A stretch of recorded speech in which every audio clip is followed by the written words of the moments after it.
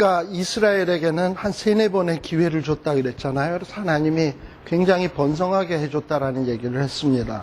그걸 염두에다 두시면서 10장 1절에 보시면 이스라엘은 어떻다? 열매 맺는 무성한 포도나무라. 그런데 열매가 많아지면 많아질수록 나라가 잘 먹고 잘 살고 정말 이렇게 풍요해지면 질수록 하나님을 더 잘 섬겨야 되는데 섬기기는커녕 오히려 그런 열매를 주는 게 하나님이라고 생각하지 않냐고 우상이라고 생각을 했단 말이죠. 예. 그리고 항상 이스라엘은 그 신앙을 뭐라고 표현하느냐 하면 싱크리티즘이라고 그래요. 싱크리티즘. S-Y-N-C-R-E-T-I-S-M. 싱크리티즘이 뭐냐 하면 혼합주의.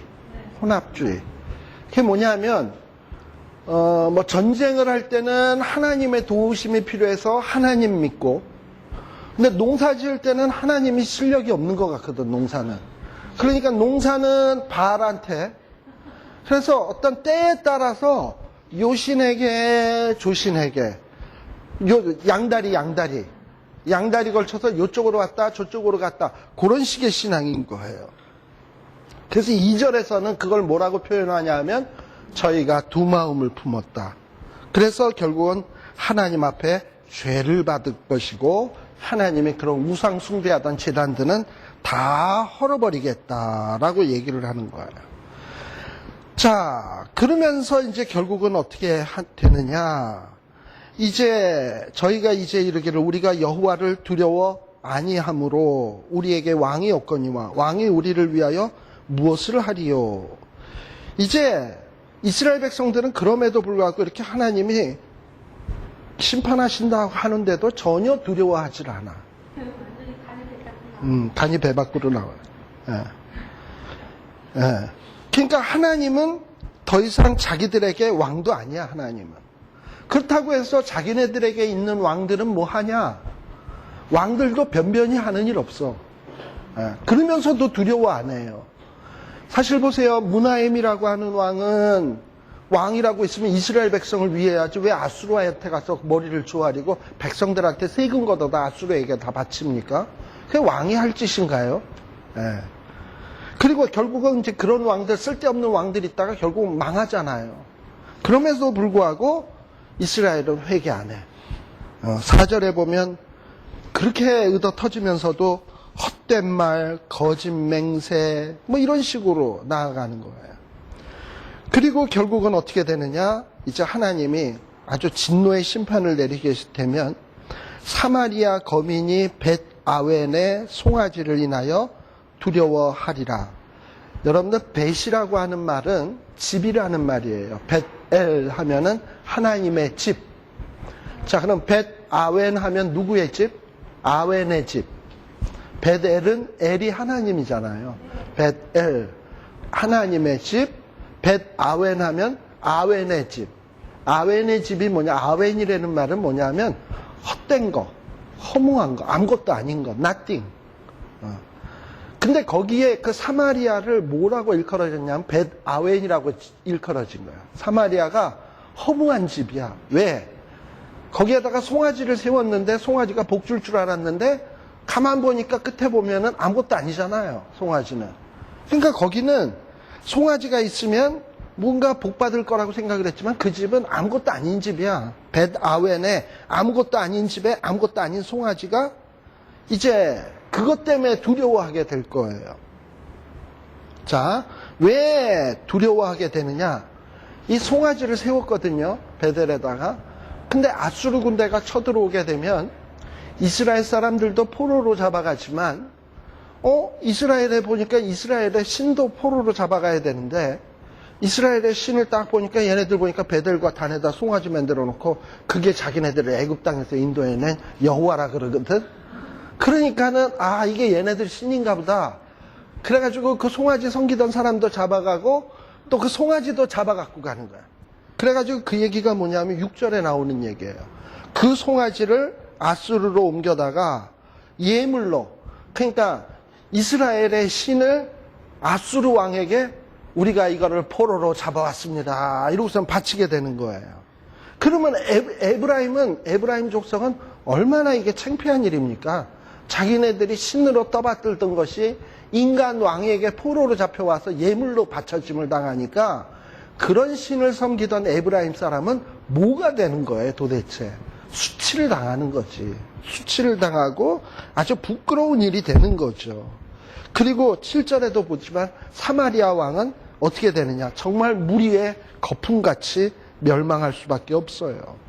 그리고 8절에도 보면 이스라엘의 죄된 아웬의 상당. 아웬의 산당이 뭐예요? 헛된 것의 산당이지. 예. 헛된 것의 산당은 폐괴되어서 그 아웬 산당, 베델에 금송아지 만들어 놓고, 단에다 금송아지 만들어 놓고, 얼마나 거기를 화려하게 꾸몄겠습니까? 뭔가 하나님이라고 했으니까 거기를 그에 걸맞게 장식하고 해야 백성들도 혹하고 속아 넘어가지. 허름한 초가집에다 송아지 하나 만들어 놓고 이는 애굽 땅에서 인도에는 여호와라 그러면 누가 믿을까요? 아마 대단하게 꾸며놨을 거예요. 그렇지만 그 꾸며놓은 것이 어떻게 되느냐?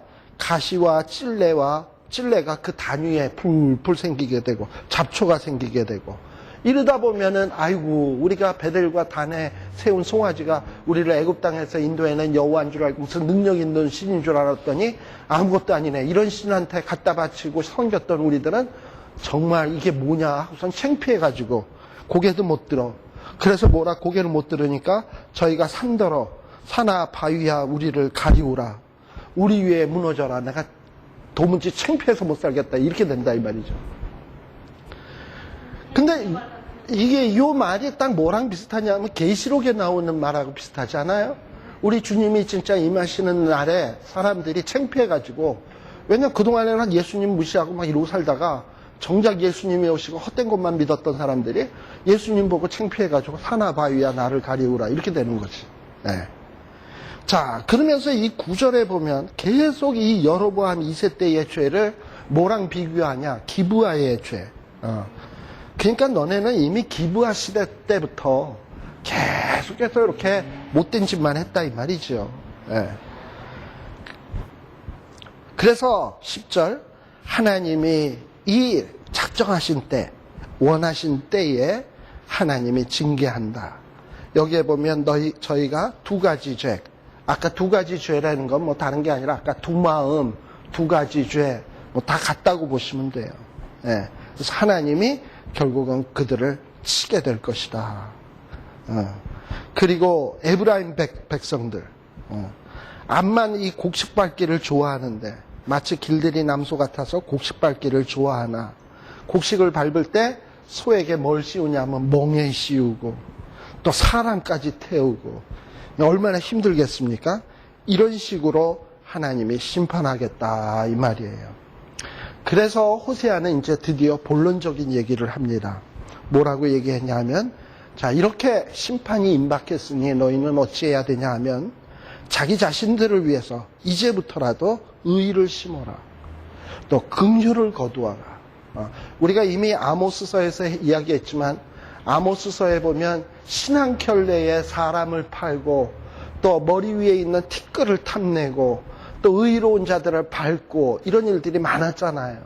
그러지 말고 아모스 때나 호세아 때나 똑같은 시대거든. 그러니까 이제 너희는 뭐 해야 되냐? 의를 심고 긍휼을 거둬라.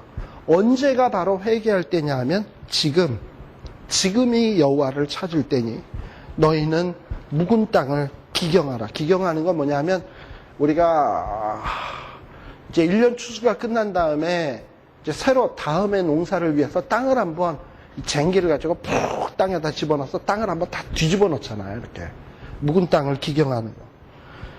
그렇게 해서 너희의 마음을 한번 갈아엎으라는 거지. 예전에 있었던 그런 못된 것들을 다 갈아엎고 새롭게 기경하면 하나님이 의를 비처럼 내리시겠다는 거예요.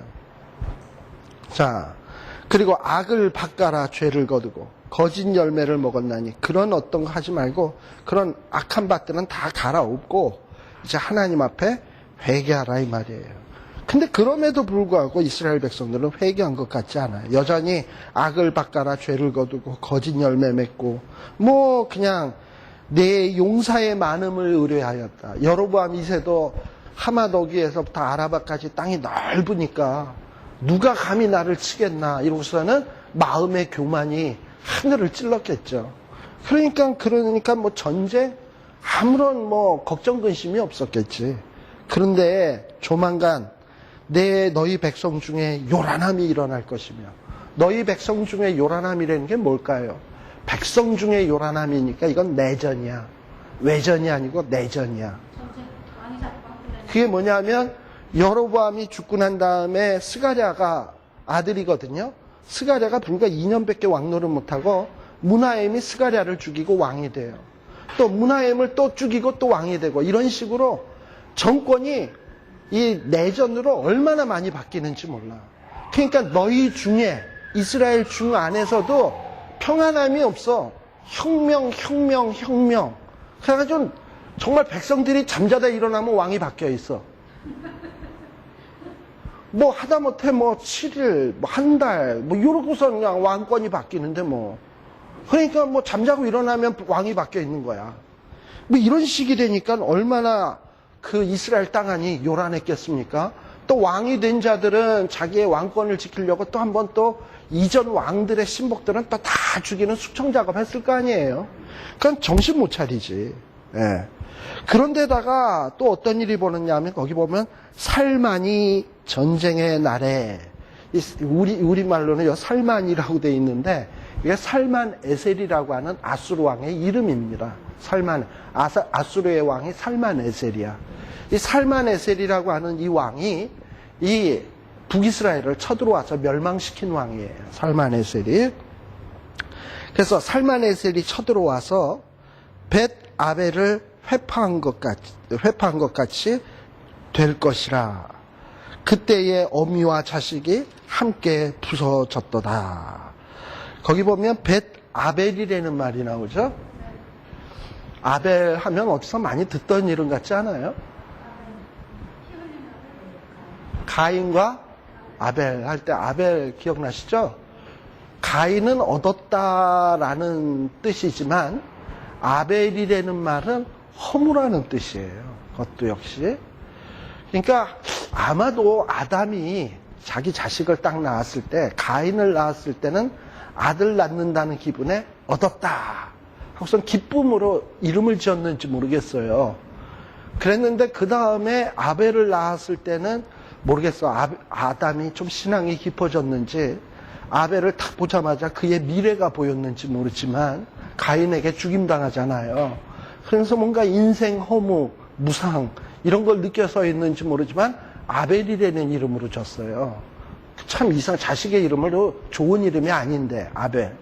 근데 여기서는 벳 아벨이니까 누구의 집? 아벨의 집. 허무의 집이죠. 그러니까 베델이 지금 어떻게 되느냐 하면은 살만이 쳐들어와가지고 벳 아벨이 아주 허무한 집이 회파되는 것처럼 이제 회파될 거예요. 예.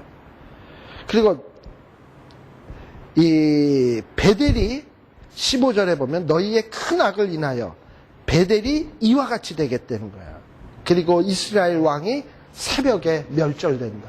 그래서 북이스라엘 왕이 살만에셀에 의해서 멸절당하고 죽임당할 것을 지금 호세아는 예언하고 있는 거예요. 그러니까 호세아는 여로보암과 그 아들 때를 이렇게 거치면서 이후에 있을 그 혁명들, 피해 혁명들, 내전, 그리고 살만에셀에 의한 침략, 이런 것들이 눈에 보이듯이 선하게 보이면서 지금 설교를 하고 있는 거예요. 그 다음에 11장. 자, 그러면서도 자꾸 지난 날들을 돌이켜 생각해 합니다.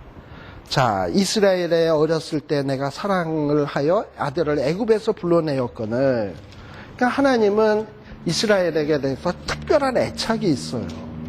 그리고 이스라엘 백성들에게 돌아오라고 기회도 주고 선지자들도 끊임없이 보냈어요. 그래서 선지자들을 보내서 저희들을 부르면 부를수록에 이스라엘 백성들은 점점 더 멀리 가고, 또 선지자들이 부르면 부를수록 하나님에게 제사하는 게 아니라 바알에게 제사하고, 그리고 또 하나님은 에브라임을 마치 3살 난 어린아이 이뻐하듯 껴안고 걸음을 가르치고 막 이렇게 사랑을 베푸는데도 이스라엘 백성들은 그걸 알지를 못해. 그리고 하나님은 이스라엘 백성에 대해서 늘 사랑의 줄로 저희를 이끌고 그 목에서 멍에가 있으면 벗겨주고 그리고 먹을 것 주고 참 이 모양 저 모양으로 사랑을 베풀었는데도 이걸 기억을 못해. 아까 제가 이스라엘 백성들에게 하나님이 여러 번 기회 줬다 그랬잖아요. 그걸 기억을 못해, 그런 거를. 그런데도 5절에 보면 이스라엘 백성들은 끊임없이 하나님 앞에 돌아오기는 거를 싫어해. 그러니 어떻게 되겠습니까? 아수르로 잡혀갈 밖에. 아수르의 임금이 그 이스라엘의 임금이 될 밖에. 그래서 결국은 이 이스라엘 나라는 막 침략을 받아서 빗장이 깨뜨려지지요. 그리고 하나님 앞에 징계를 받을 수밖에 없어요. 근데 그럼에도 불구하고 또 백성이 결심을 하고 하나님에게서 물러가고 또 하나님이 불러도 돌아오지 않고 돌아오려고 일어나는 사람도 없고 얼마나 안타까운 일입니까? 근데 이 호세아서에 참 은혜되는 말씀이 뭐냐면 저는 이 8절부터예요. 저는 이 8절부터 나오는 말씀을 보면 정말 가슴이 뭉클해. 이전에 있는 이스라엘 백성들의 모습을 보면 딱 누구 같으냐 하면 나 같은데, 맨날 죄만 짓는 나 같은데, 이런 나를 향한 하나님의 마음이 마치 이 8절서부터 나오는 것 같아요. 그러니까 한심한 자식을 놓고, 부모가 그 자식을, 한심한 자식을 놓고 그 부모의 그 사랑을 보여주는 그 마음 같단 말이에요. 그래서 이 8절부터 나오는 말을 보세요. 에브라임이여, 네가 비록 한심하다고 해서 내가 너를 어찌 놓겠느냐. 이스라엘이여, 네가 그렇게 못났다고 해서 내가 너를 어찌 버리겠느냐. 내가 어찌 너를 아드마같이, 아드마는 저주받은 노성이야. 아드마같이 너를 버리겠느냐. 어찌 너를 스보인같이 버려두겠느냐. 나는 너를 볼 때마다 내 마음이 내 속에서 돌아와 나의 긍휼이 온전히 불붙듯 하도다. 그러니까 한심한 자식을 보면서 하나님이 저 자식 놓을 수도 없고 불쌍해 미치겠고 그러니까 마음에 그냥 그 자식을 향한 긍휼이 막 불붙는 듯 한다 이 말이죠. 이게 하나님의 마음이에요. 그래서 한심해서 하나님이 벌을 내리려고 해도 참 또 벌을 내리기도 그래. 그래서 내가 나의 맹렬한 진노를 이제는 바라지 않겠다. 내가 다시는 에브라임을 멸하지 아니하리니 이는 내가 사람이 아니요 하나님이라. 나는 내 가운데 거하는 거룩한 자니 진노함으로 내게 임하지 아니하리라. 이게 무슨 얘기냐면 이게 참 중요한 얘기예요. 이스라엘 백성들을 가만 보니까 도저히 구제불능이야. 이제 불러도 스스로 돌아올 힘도 없어. 회개할 힘도 없어요. 그렇다고 하나님이 버려? 하나님은 버릴 수도 없어. 그리고 또 하나 중요한 이유는 뭐냐면 하나님이 약속한 게 있어요. 누구랑? 아브라함하고. 내가 함께 하겠다. 또 다윗하고도 약속한 게 있어. 영원한 왕조를 주겠다. 약속을 했거든요. 근데 이스라엘 백성이나 이 하나님의 백성들은 전혀 그럴 자격이 안 돼. 그러니까 이스라엘 백성 스스로는 그런 자격을 회복할 능력이 없어요. 그러니까 이제 하나님이 그 긍휼로 뭐를 할 수밖에 없냐 하면 이스라엘 대신에 이 죄짐을 지을 속죄양이 필요한 거예요. 그래서 하나님의 긍휼로 뭘 준비하시냐 하면 속죄양에게 죄를 뒤집어 씌워서 그를 십자가에 못 박으로 말미암아 이스라엘 백성들을 버리지 않겠다는 거예요. 긍휼로 구원하겠다는 거예요. 예. 그러니까 자식이 맨날 깜빵에 들락날락 거리면 어떡합니까 나중에. 부모가 있는 재산 없는 재산 다 팔아가지고 뭐 어떻게 뭐 보석금이라도 내고 끄집어내듯 하나님이 그렇게 하시겠다는 거예요. 예. 자, 그렇게 되면 어떻게 되느냐. 왜 근데 하나님이 이럴 수밖에 없냐 하면 하나님은 아브라함에게 약속했고 다윗에게 약속했고 솔로몬하고 약속했고 많은 이미 언약을 주면서 약속을 했잖아요. 그러니까 하나님은 이 약속을 지켜야 돼. 물론 이스라엘 백성들을 딱 보면 약속 지키고 싶은 마음 하나도 안 생기겠지만 그렇지만 하나님은 이스라엘 백성들을 긍휼히 여기고 그래가지고 이 약속을 지킬 수밖에 없어요. 왜냐? 하나님이니까. 예. 자, 그래서 하나님이요 이제 예수 그리스도를 통해서 십자가에 못 박혀 다시금 부를 거예요. 우리를 부르면 그게 뭐냐? 마치 사자처럼 소리를 발하시는 여호와를 그때 되게 되면 쫓을 거예요. 그리스도를 십자가에 못 박으시고 이제 죄의 문제 해결됐다. 너희는 내게로 돌아와라 하면, 그러고서 소리를 발하시면 사람들이 돌아오는데 어떻게 돌아오느냐? 자손들이 서편에서부터 떨며 돌아오되, 또 저희가 애굽에서부터 새같이 아수르로부터 비둘기같이 떨면서 오리니. 자, 이게 뭐냐면 예수 그리스도로 말미암아 죄 문제가 해결되고 많은 사람들을 부르실 때 세계 각처에 있는 하나님의 백성들이 하나님께 돌아오는 그 모습들이 호세아의 눈에 보이는 거예요. 근데 이게 이렇게 돌아오게 된 이스라엘 백성들이 뭐 자격이 있어서 돌아오는 게 아니라 하나님의 긍휼로 돌아오는 거지. 바로 이런 구원의 날이 호세아의 눈에는 쫙 이렇게 이 첫 번째 예언 설교를 마치는 마당에서 눈앞에 이렇게 보여지는 거예요. 하나님의 심판이 있다가도 그러나 하나님이 하시는 말씀이 있어. 내가 너를 어찌 놓겠느냐? 내가 너를 어찌 버리겠느냐? 내 마음에 긍휼이 불붙는 듯하다. 그러고서는 어떤 그리스도를 준비하시고 다시금 하나님이 부르주셔서 돌이키게 하겠다 이 말이죠. 그러니까 그때는 우리의 자격으로 오는 게 아니라 그 속죄양의 공로로 돌아오게 되는 거예요. 바로 그게 이게 은혜인 거예요. 선지서에 보면. 자, 그 다음에 이제 요 11장 12절서부터 시작해가지고 이 14장 마지막 부분까지가 호세아의 두 번째 예언 설교입니다. 그러니까 지금 요 11절까지가 마지막에 예수 그리스도로 말미암은 어떤 구원을, 하나님의 긍휼로 말미암은 구원 선포로 끝났다 그런다면, 이 12절서부터 또 시작하는 것은 또다시 북이스라엘을 향한 두 번째 예언 설교가 되는 거예요. 자, 역시 내용은 다 비슷해요. 에브라임 족속은 어떻다? 늘 거짓. 이스라엘 족속은 어떻다? 늘 괴율. 그리고 유다는 어떻다? 하나님에게 대해서 정함이 없어. 그러니까 북이스라엘이나 남유다나 다 희망이 없다는 거예요. 그래서 하나님께서 어떻게 하시냐 하면은 심판할 수밖에 없어요. 에브라임은 바람을 먹으며 동풍을 따라가서 날마다 거짓과 포악을 더하며. 그러니까 에브라임 백성들은 완전히 바람이 확 들었다는 얘기지. 그리고 날마다 거짓과 포악, 그리고 아수르랑 계약 맺으면 천년만년 살 줄로 생각을 한 거예요. 또 애굽에다가 기름 조공으로 바치면 지네 나라가 평안한 줄로 생각한 거예요. 이게 다 하나님 보실 때 속상한 거예요. 자, 그래서 하나님이 이 이스라엘을 심판할 수밖에 없는데, 2절 여호와께서 유다와 쟁변하시고 야곱의 소행대로 벌두시며 그 소위대로 보응하시리라. 뭐 이 당시에 진짜 야곱이라고 하는 인물이 있었습니까? 없죠. 그럼 여기서 말하는 야곱은 누굽니까? 바로 이스라엘의 지파를 얘기하는 거예요. 10지파. 또는 남쪽에 있는 유다까지 포함한 12지파 모두를 얘기한다고 보시면 돼요. 근데 목사님, 유다 지파는 다 바벨론으로 쫓겨서 하나님께 쫓았는데 저기 이스라엘 백성들은 아수르. 섞었잖아요. 에? 섞어서 아수르로 잡아가고 많은 사람을 잡아가고 비어있는 데다가 외국에 있는 이방인들을 아수르가 점령한 다른 나라들 또 있잖아요. 그런 나라들을 안에다 섞어버렸죠. 섞어버렸죠. 그래서 사마리아 사람들이 돼버렸죠. 쫓겨간 사람들은 정통성을 유지하고 살았고 섞은 사람들은 정통성을 잃어버리게 된 거죠. 그렇게 된 거죠. 자, 그런데 여기에 보면 이 야곱은 이미 죽었지만 이 야곱은 바로 이스라엘의 지금 12지파를 얘기하는 거예요. 이 12지파의 소행대로 하나님이 보응하시겠대요.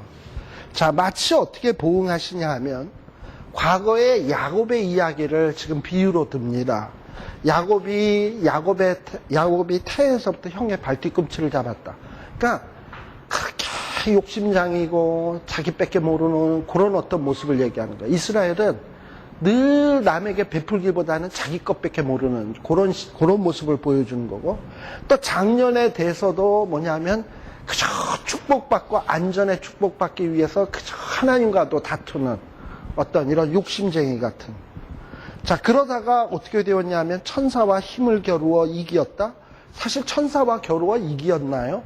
이겼는데 왜 울어? 에? 근데 겨루어서 하다가 우리 창세기 표현에 의하면 어떻게 됐냐면 환도뼈가 부러지잖아요. 예.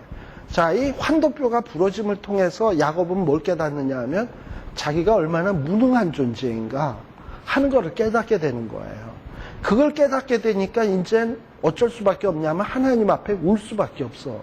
이제 내 힘으로는 안 되니까 하나님 앞에 울며 나아가는 거야. 그리고 하나님 앞에 울며 간구했어요. 자, 그러면 야복강에서 울며 간구하고선 야곱이 완전히 변화되었냐? 물론 이스라엘이라고 하는 이름을 거기서 받아요. 그러나 에서하고 만날 때 이렇게 하나님을 찰떡같이 믿었으면 잔재주를 안 써야 되잖아. 에서하고 만날 때도 세 대로 나누어서 그러고선 어떻게 해서든지 여차하면 튀려고 하는 이 괴계를 쓰는 이 야곱의 모습이 나와요. 그리고 야곱이 또 그러면서도 가면서 어떻게 되느냐 하면 집안에 라헬이라든지 이 식구들이 뭐 우상들을 다 갖고 있어 그냥. 근데 그거를 알면서도 정리를 안 하고 있었어요. 그런데 창세기 35장에 보게 되면 하나님이 어느 날 35장 바로 이전에 뭐가 나오느냐 하면 디나라고 하는 딸이 세겜성에서 강간당하고 그리고서는 레위와 시므온이 그 세겜성 사람들에게 할례를 행하고 그냥 집단 살인극을 벌여요. 아주 끔찍한 일을 저지릅니다. 그때 이 야곱이 정신이 번쩍 든 거야. 어떡하다 내 집에 이런 일이 생겼나. 이런 생각이 딱 들면서 그러고 있던 차에 여러분들이 나중에 창세기 35장 1절서부터 보시게 되면 하나님이 나타나서 야 베델로 올라가라 라는 얘기가 나와요. 우리 보통 웬만한 부흥사 목사님 치고서 베델로 올라가자 이 설교 안 하시는 분 거의 없더라고. 다 베델로 올라가자 얘기하시더라고. 자, 그러니까 그 베델로 올라가자가 뭐냐면 야곱이 형을 속이고 도망갈 때 베델에서 쓰러져서 자다가 거기서 하나님을 만났잖아요. 그리고서는 내가 평안히 돌아오면 이곳에다 성전 짓겠다. 약속 뻥뻥했는데 돌아온 지가 한참 지났는데도 성전 안 졌거든. 그리고 못된 짓만 계속 하다가 집에 뭐 사건이 디나 사건, 자기 아들들의 살인 사건 막 이렇게 생기고 난 다음에 정신이 버떡 들었는데 하나님이 너 베델로 올라가라 그러니까 옛날 약속 맺은 게 생각이 나는 거거든. 그래가지고 이제 베델로 올라가는 거예요. 그러니까 야곱이 진짜 하나님 앞에 회개하는 시점은 언제냐? 창세기 35장이야. 그리고 집안에 그 베델로 올라갈 때에 어떤 일들을 벌이냐 하면은 집안에 있는 뭐 라헬이며 식구들에게 있는 갖은 우상들 다 청산하라 그래. 그리고 모든 단장품, 이방인들이 뭐 자기 몸을 가꾸기 위해서 아름답게 꾸미던 단장품들도 다 제하고 그리고선 하나님 앞에 올라가자고 얘기해. 그게 뭐냐면 베델로 올라가는 사건이에요.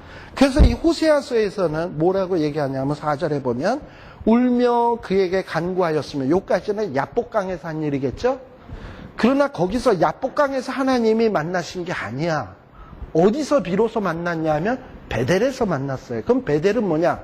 야복강은 그냥 하나님 앞에 축복 뺏어보려고 막 용 쓰다가 환도뼈 부러져서 울며 그래서 겨우 이름 한번 받았고 그리고선 정작 하나님 앞에 회개하는 시점은 어디냐면 베델로 올라갔을 때예요.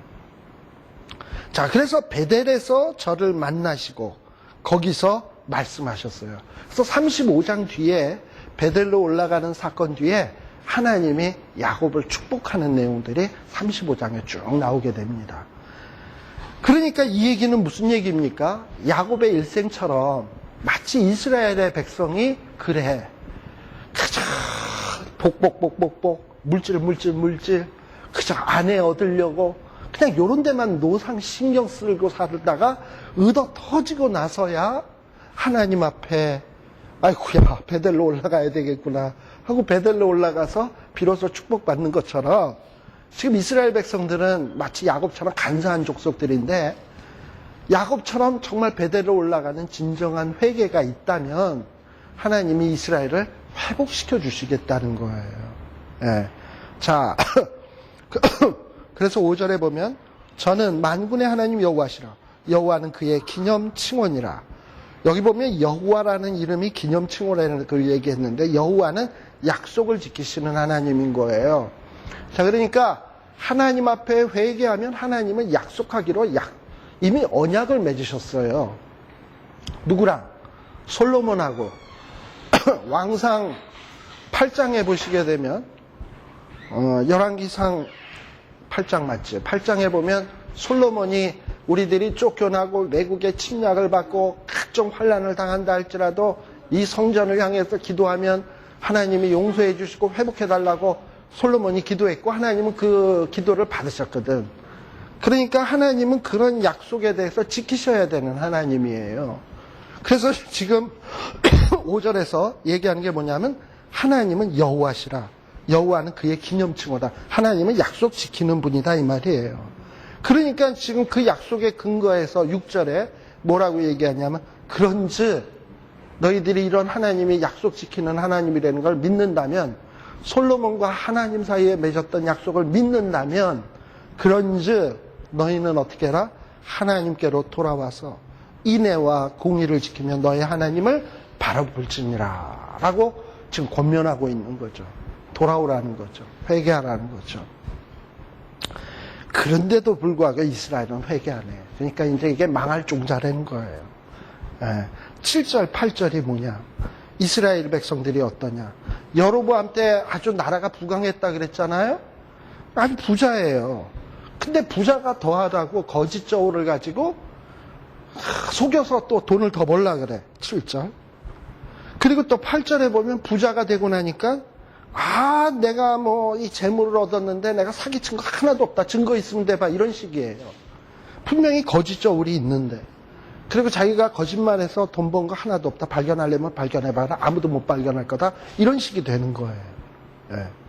그래서 그러나 사람이 사람의 눈을 속일 수는 있어도 하나님은 속일 수 없잖아요. 그래서 하나님께서는 너로 다시 장막에 거하게 하기를 명절일에 하던 것 같게 하리라. 이게 무슨 얘기냐면, 자, 이스라엘 백성들이 광야에서는 주로 어디에 살았습니까? 장막에, 텐트에 살았어요. 그런데 가나안 땅에 들어와서는 땅을 얻고 난 다음부터는 집을 짓고 살았어요. 그런데 이제 이스라엘 백성들이 어떻게 되냐? 이렇게 범죄를 했기 때문에 다시금 뭘 짓고 사느냐? 쫓겨나서 집 다 부서지고 나서 장막 짓고 살 거야. 근데 그게 마치 뭐처럼 사는 거냐면 명절일에 하던 것 같이 된다는 거야. 명절일. 명절일이 뭐냐면 이스라엘의 절기에는요, 초막절이라고 하는 명절이 있어요. 초막절은 뭐 하는 거냐면 자기네들이 광야 생활하던 거를 기념하기 위해서 광야에 나와서 텐트 치고 사는 겁니다. 며칠 동안. 그러니까 이제 너희들이 집이랑 다 부서져 가지고 이제 광야에 나와서 장막 생활하던 것처럼 살 것이고 명절일에 텐트 치고 살았던 것처럼 텐트 치고 살게 된다는 거예요. 명절이 나오니까 이게 좋은 얘기가 아닙니다. 지금 너희들 맨날 캠프할 거다 이제. 그럼 말인즉슨 캠프한다 그러니까 좋다고 생각할 거지. 근데 집 다 부서져서 맨날 캠프한다 그러면 그게 좋겠어요? 맨날 그 컨테이너 하우스에 살아봐. 맨날 RB에만 살아봐요. 얼마나 서럽겠어요. 하루 이틀이지 그것도. 자, 이렇게 하겠다는 거예요. 지금 9절에 나오는 게. 근데 왜 이럴 수밖에 없냐? 자, 지금도 우리가 호세아서 보면 얼마나 계속해서 죄를 지적합니까? 선지자들을 통해서. 여러 선지자에게 말하였고 이상을 보였고 선지자들을 빙자하여 비유를 베풀었다. 하나님의 여러 선지자. 이 당시에 선지자가 누구야고요? 호세아, 아모스, 요나. 남방에는 또 누가 있냐면 이사야, 미가. 이런 선지자들이 있어요. 끊임없이 말씀들을 증거하는데도 안 들어요. 아까 길갈 길갈도 나오고요. 길르앗도 나오죠. 길르앗은 불의한 것이냐? 저희는 과연 거짓대로다. 길르앗은 불의하냐? 라는 얘기예요. 길르앗이 누구냐 하면 르우벤 지파, 므낫세 갓 지파. 요단 동편에 땅 좋다 그래서 달라 그런 지파 있잖아요. 거기가 바로 그런 사람들이에요. 그러니까 르우벤 지파, 므낫세 갓 지파도 타락했고 거짓되었고 길갈에 있는 사람들도 수송아지로 제사 드리면서 하나님의 마음을 아프게 했어요. 결국은 하나님이 이런 이스라엘 백성들을 심판하시겠다 이 말입니다. 아까 그 야곱 얘기랑 더불어서 12절에 보세요. 옛적에 야곱이 어떻게 했습니까? 축복을 얻기 위해서라면 수단 방법을 가리지 않았잖아요. 하나님의 방법이 아닌 인간적인 방법을 동원했잖아요. 그래서 그 결과가 어떻게 되었습니까? 아람으로 도망갔고, 바단 아람으로 도망하였고, 또 거기서도 하나님 잘 섬기면서 살았습니까? 먹든지 마시든지 무엇을 하든지 주의 영광 위해서 살았나요? 아니요. 먹든지 마시든지 무엇을 하든지가 아니라, 무엇을 하든지 주의 영광이 아니라 라헬 얻기 위해서 살았어요. 라헬 얻기 위해서. 또 라헬을 얻고 난 다음에 뭘 얻기 위해서 살았냐 하면은 양 많이 얻기 위해서 살았어요. 하나님이 아니었어요. 그럼에도 불구하고 하나님은 야곱을 축복하셨어요. 그리고 거부가 되게 하셨고, 그것처럼 하나님께서는 이스라엘 백성들을 선지자로 애굽에서 인도하여 내시며 선지자로 저를 보호하셨다. 여러분들 모세가 선지자로 일컬어진 거 아닙니까? 모세도 선지자로 일컬어집니다. 근데 모세와 같은 자로 인해서 이스라엘을 애굽에서 인도하여 내시고, 또 모세와 같은 선지자 이후에 나오는 여러 선지자들을 통해서 저를 보호케 하셨는데도 이스라엘 백성들은 회개하지 않고 하나님을 경록케 했다 이 말입니다. 그러니 심판을 당할 밖에. 13장에 보면 에브라임이 말을 바라면 사람이 떨어도다. 자, 여로보암 2세 때 하마더기에서부터 아라바까지 땅을 소유하고 있으니까 여로보암이 주변에 있는 조그만 나라들한테 이러면은 조그만 나라들이 꼼짝 못하고 이러고서 눈치만 봤거든요. 심지어 여로보암 때 남방 유다왕 우시야 또 여로보암이 하면은 꼼짝 못했어요. 우시야 이전에가 아마샤인가 그렇거든요. 아마샤 때는 여로보암에게 조공도 바쳤어요. 그러니까 유다 나라도 꼼짝 못했어요. 그러니까 이렇게 에브라임이 말만 하면 사람이 덜덜덜덜 떨었는데 결국 에브라임이 왜 망하냐? 하나님보다 바알을 더 숭배했기 때문에 망하게 된 거예요. 지금 13장 1절에서 얘기하는 거예요. 그리고 우상 숭배 때문에 망하게 된 거예요. 2절에 보면 더욱 범죄해서 우상 숭배. 그리고 또 저희는 뭐 같으냐? 아침 구름 쉽게 사라지는 이슬. 우리 지난 시간에 공부하면서 6장에 보면 이스라엘 백성들이 뭔가 하나님의 징계를 받으면 우리가 회개해야 되겠다 해가지고 오라 우리가 여호와께로 돌아가자, 여호와를 알자, 힘써 여호와를 알자 했다 그랬잖아요. 그랬는데 그 뒷부분에 딱 나오면 이를 어쩔고 너희들은 쉬 없어지는 아침 안개 같고 이슬 같고 얘기했잖아요. 그러니까 이스라엘 백성들이 간혹 회개의 모습을 보일 때도 있긴 해. 하나님께 돌아가자. 우리가 여호와를 압니다. 아까 표현에서도 보면 그런 표현을 하긴 하지만 말할 때뿐이야. 그거 딱 끝나고 성전 문 밖에 나가면 언제 그랬던가 하고서는 아침 안개, 아침 구름이 샥 거치듯이 샥 회개하던 모습이 없어지고 그 아침에 쫙 정말 영롱하게 빛난다는 이슬방울들이 해만 떴다 하면 샥 없어지는 것처럼 이스라엘이 그렇게 회개가 아주 진짜 순간적인 회개고 지속적인 회개가 못 된다는 거예요. 이렇다 이 말이야. 자, 그럼에도 불구하고 하나님은 이런 이스라엘 백성들에게 대해서 애착을 갖고 있어요. 애굽 땅에서 나옴으로부터 나는 내 하나님이다. 그러니 너희는 나만 사랑해야 된다. 나 외에는 구원자가 없다. 내가 마른 땅에서도 부탁하고 그랬는데 왜 너희들 나를 잊느냐. 내가 너희를 먹이고 배부르게 하고 그랬는데 왜 너희들 마음이 교만해서 나를 잊느냐. 막 이러고 안타깝게 얘기하고 있는 거지. 그러면 너희들은 어떻게 될 수밖에 없냐 하면 이제 내가 너희에게 사자 같고 길가에서 기다리는 표동 같고 마치 새끼 잃은 곰같이. 곰 중에서도 어떤 곰이 제일 싸나우냐. 배고픈 곰도 싸납지만 새끼 뺏긴 곰은 당해낼 재간이 없어. 바로 이 새끼 잃은 곰같이 그들의 염통 거풀을 짓고 거기서 암사자같이 저희를 삼키리라. 이러고서는 하나님이 심판하겠다는 거예요. 그리고서 또 이스라엘 백성들을 비꼽니다. 하나님이. 10절 다 같이 읽어봅시다. 시작. 전에 내게 이르기를 내게 왕과 방백들을 주소서 하였느니라. 내 모든 성읍에서 너를 구원할 자 내 왕이 이제 어디 있으며 내 재판장들이 어디에 있느냐. 이것은 여러분들이 사무엘서 8장을 기억하시면 좋을 것 같아요. 사무엘에게 장로들이 나왔습니다. 우리에게도 열방과 같이 우리에게 왕을 주소서 그랬어요. 왜 그때 장로들이 자기네들에게 왕을 달라 그랬냐면 주변 나라는 왕이 있어서 참 나라가 잘 되는 것 같아. 근데 자기네들은 하나님만 섬겨서 나라가 별 볼 일 없는 것 같아. 그래서 우리나라에도 왕이 있어야 되겠다 해가지고 우리에게도 왕을 주소서 그랬거든요. 그래서 하나님이 섭섭했지. 왜 섭섭했냐? 이스라엘의 왕은 하나님인데 또 다른 왕을 달라 그러니 하나님 얼마나 섭섭하겠어요. 그러나 왕 달라 그러니까 그래 그럼 한번 왕 가져봐 하고 왕 줬어요. 그랬는데 북이스라엘 왕들이 다 어땠어? 여로보암 왕들이 다 왕 같은 왕이 있었나? 그렇잖아요. 다 한심했지? 그래서 지금 하나님이 비꼬는 거예요. 17절에 보면 니들이 내게 왕 달라 그랬지? 방백들 달라 그랬지? 그런데 왕이라고 하는 존재들이 다 어떠냐? 너희들에게 구원을 가져다 주되? 너희들에게 행복을 주되? 아니잖아. 지금 그러고 비꼬고 있는 거잖아요. 예. 자, 그리고 하나님께서 12절에 보면 에브라임의 불의가 봉함되었고 그 죄가 저장되었다. 이 말이 무슨 말이겠습니까? 하나님이 이스라엘의 죄 짓는 거를 하나씩 하나씩 모아가지고 보물상자 같은 데다가 죄 지은 목록을 다 집어넣어서 봉함을 시켜놨어.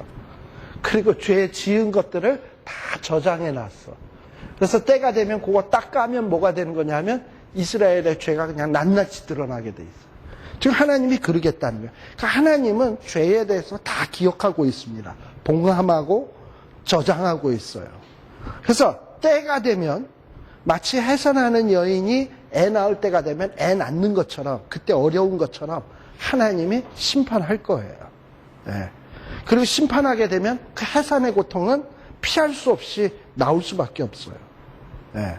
그러면서 이스라엘 백성들을 심판하신다 이 말입니다. 자, 그러면서 하나님께서 뭐라 그러느냐 하면 14절서부터는 또 새로운 얘기가 시작이 돼요. 뭐냐 하면 자, 내가 저희를 이렇게 심판하지만 어디에서는 속량한다? 음부의 권세에서는 속량할 거다. 저희들을 심판당하긴 하지만 어디에서 구속한다? 사망에서 구속한다. 자, 그러면 여기에 보면 음부와 사망에서 구속할 수 있는 하나님의 마지막 히든카드가 뭐겠습니까? 예수 그리스도겠죠. 자, 그때 되게 되면 어떤 일들이 벌어지게 되느냐 하면 14절 하반절에 보면 사망아 내 재앙이 어디 있느냐, 음부야 내 멸망이 어디 있느냐. 이거 어디서 많이 본 듯한 구절 같죠? 고린도전서 15장. 사망아 너의 쏘는 것이 어디 있느냐 기억나시죠? 예수 그리스도의 부활로 말미암아 음부의 권세, 사망의 권세가 깨어진 거예요. 비록 우리가 죄로 인해서 심판은 받을지 모르지만 음부와 사망이 우리를 붙들어 둘 수는 없어. 왜냐하면 예수 그리스도로 말미암아 우리는 거기에서 회복될 거예요. 그리고서는 하나님의 뉘우침이 내 목전에 숨으리라. 이 뉘우침이라는 거는 뭐냐? 한탄이야. 백성을 보고 한탄하던 그 한탄이 하나님의 목전에 숨는다 이 말이야. 뭐 때문에 숨겠습니까? 그리스도의 보혈 때문에 보혈 뒤로 숨는 거야. 그러니까 하나님이 놀라운 지금 계획을 암시적으로 지금 탁뚝 던지고 있는 거예요. 자, 물론 1차적으로 이스라엘 백성은 심판받을 수밖에 없어요. 15절, 16절도 그래요. 비록 형제 중에서 결실하나 동풍이 오리니, 동풍은 누구냐면 동쪽에서 쳐들어오는 아수르예요. 아수르에 의해서 이제 이스라엘은 약탈될 수밖에 없어요. 16절 사마리아가 하나님을 배반하였기 때문에 형벌을 당하여 칼에 엎드려질 수밖에 없어요. 그래서 심판받을 수밖에 없어요. 우리 죄의 싹은 뭐라고요? 사망. 자, 그러니까 우리도 죄를 지었기 때문에 사망을 피할 수는 없어. 누구나 어느 인생이나 다 한 번 죽는 것은 하나님의 정하신 것이에요. 그러나 한 번 죽었다고 해서 우리가 영원한 음부에 들어갈 수 있느냐? 사망에 들어갈 수 있느냐? 없어요. 왜? 예수 그리스도로 말미암아 회복될 날이 있다는 거예요. 그러면서 14장에는 그런데 그 예수 그리스도로 말미암아 그런 어떤 음부의 권세로부터 해방받을 자, 사망에서 해방받을 자는 어떤 자가 해당되는 거냐 하면 회개해야지 되는 거야. 회개해야 그 축복을 받을 수 있는 거야. 만일에 회개치 않냐면 한 번 죽고 그 후에는 심판이 있는 거야. 그러나 우리는 한 번 죽어도 그 후에 심판하고는 회개하면 상관이 없어요. 이해되시죠? 네. 그래서 지금 하나님은 뭐라 그러냐면 14장에 보면 이스라엘아 내 하나님 여호와께로 돌아와라. 내가 불의함을 인하여 엎드려졌지만 너는 말씀을 가지고 여호와께 돌아오면 하나님은 모든 불의를 제하실 것이고 모든 것을 깨끗게 해주실 거예요. 그렇게 고백하고 회개하고 돌아오면. 예. 그리고 다시는 내가 앗수를 의지하지 않겠다. 하나님만 의지하겠다. 그리고 다시는 우상에게 신이라고 하지 않겠다. 그리고 모든 긍휼은 하나님께로만 말미암는다라고 고백하라 그러는 거예요. 예. 그렇게 하면 하나님이 4절에 보면 너희의 패역을 고치고 또 하나님이 저희를 사랑할 거고 저희를 향한 진노를 거두시겠다는 거예요. 그리고 하나님이 그런 회개한 백성에게는 이슬과 같이 하나님이 대해 주시겠대. 5절. 그리고 그런 회개한 백성은 백합화 같이 피겠고 레바논 백향목 같이 뿌리가 박히게 될 것이다. 또 그 가지는 퍼지고 아름다운 감람나무 같고 그 향기는 레바논의 백향목 같으리니 그 그늘 아래 거하는 자가 돌아올지라. 이러면서 아주 놀라운 축복을 약속하고 있어요. 그리고 이렇게 돌아오게 되면 마지막 8절 에브라임의 말이 내가 다시 무슨 상관이 있으려. 회개하고 돌아오는 에브라임들은요 나 이제 우상하고는 상관없다. 그리고 정말 하나님만 섬기겠다 이러고선 돌아오게 된다 이 말이죠. 그리고 이 에브라임이 하나님으로 말미암아 열매를 얻게 된다 이 말이에요. 자, 그런데 마지막 9절에서 14장 9절에서 이 9절은 마치 어떤 글을 마지막에 다 쓰고 난 다음에 편집 후기라는 거 들어봤어요? 마치 편집 후기 같은 말이야. 근데 이 편집 후기 같은 말은 요 구절만 딱 떼서 보면 무슨 성경 같으냐 하면 선지서 같지가 않고 잠언 같아, 잠언. 한번 읽어보세요. 누가 지혜가 있어 이런 일을 깨달으며 누가 총명이 있어 이런 일을 알겠느냐. 여호와의 도는 정직하니 의인이라야 그 도에 행하리라. 그러나 죄인은 그 도에 거쳐 넘어지리라. 무슨 잠언 같지 않아요? 잠언이나 시편 같지요? 그러니까 마지막을 그렇게 끝맺고 있어요. 자, 그러니까 호세아서의 내용이 뭐였습니까? 너희들 심판 온다. 회개해라. 회개하면 사망 권세, 음부의 권세 없고 레바논의 백향목 같이 번성하게 되는 놀라운 축복이 있다. 하나님이 얘기하는 게 이게 얘기의 골자예요. 그런데 이런 일을 누가 과연 깨닫겠냐 이 말이죠. 그렇게 선지자를 보냈는데도 하나님이 깨달음을 주지 않고서는 깨달을 수가 없어 이거를. 누가 지혜가 있어 이런 일을 깨닫겠느냐. 누가 총명이 있어 이 일을 깨닫겠느냐. 의인이라야 그 도에 행할 수가 있어. 죄인은 망할 수밖에 없어요. 근데 의인은 어떻게 얻느냐? 믿음으로 말미암아 의의를 얻는 거예요. 근데 에베소서 2장 8절에 믿음은 또 그럼 어디서 나냐? 아니지. 너희가 그 은혜를 인하여 그러니까 뭐 때문에 믿음으로 말미암아 그 은혜를 인하여 믿음이에요. 그러니까 이 믿음이라는 거를 통해서 의에 이르는데 믿음은 어디서 나냐? 은혜로 나는 거거든. 그러니까 누가 이런 어떤 회개의 은총을 받겠느냐? 하나님의 은혜를 입어야 돼요.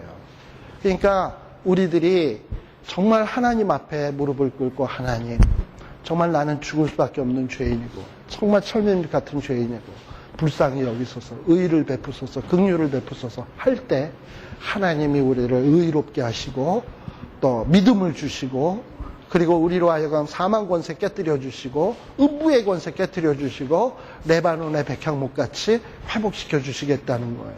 근데 세상에 많은 사람들이 있지만 이런 식으로 주 앞에 돌아오는 자들이 그다지 많지 않다는 거예요.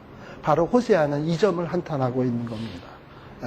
그래서 나중에 남은 자라는 게 죽은 자가 더 많다는 거예요. 남은 자가 더 많다는 거예요. 더 많죠. 심판받아서 그냥 멸절당한 자가 많은데 남은 자는 소수가 되는 거예요. 남은 자는 돌아와요. 은혜 입은 자지. 그러니까 우리는 이 시대에 사실 멸망으로 가는 큰 길은 가는 자가 더 많아요. 좁은 길로 가는 자는 적어요. 그렇지만 우리는 은혜 입은 자가 되기를 소망하셔야 돼요. 하나님 앞에 부르실 때 나아가야 돼요. 그 은혜로 말미암아 이루어질 일입니다. 바로 호세아는 이런 메시지를 이스라엘 백성들에게 강력하게 외치고 있습니다. 그래서 이 음성을 우리가 들어야 되고 또 이런 외침을, 호세아의 외침을 우리가 나가서 외쳐야 하는 거예요. 돌아오라고 해야 되는 거예요. 네. 기도하겠습니다. 하나님 아버지 감사합니다. 우리에게도 호세아와 같은 이 시대를 바라보는 정말 맑은 영안을 허락하여 주시옵소서. 심판으로 치닫고 있는 이 시대를 보면서 가슴 아파할 수 있도록 하여 주시고 하나님 앞에 중보할 수 있는 이런 마음을 주시옵소서. 또 하나님의 말씀을 들고 나아가 힘있게 외치는 용기도 우리에게 주시옵소서. 참으로 주님 앞에 돌아오게 되면 사망 권세가 물러가고 음부의 권세가 감히 침범하지 못하며 또 이렇게 하나님 앞에 회개하고 돌아오는 자들에게 주어질 그 풍성함이 무엇인지 우리가 오늘 호세아 말씀을 통해서 살폈습니다.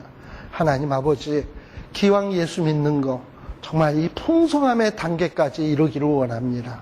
우리에게 은혜를 베풀어 주시옵소서. 예수님 이름으로 기도드리옵나이다. 아멘. 수고하셨습니다. 마치겠습니다. 다음 시간에는 호세아를 끝내고요. 그러면은 8세기 북이스라엘 선지자가 끝나거든요. 그 다음에 이제 이사야와 미가가 있는데 미가를 먼저 하겠습니다. 이사야는 조금 남겨뒀다가 다 하고서는 이사야는 모든 선지자들의 종합 선물이거든요. 그래서 이사야를 마지막 부분에 할까 이렇게 생각을 하고 일단 미가로 가겠습니다. 네? 아니 그러니까 미가가 먼저예요.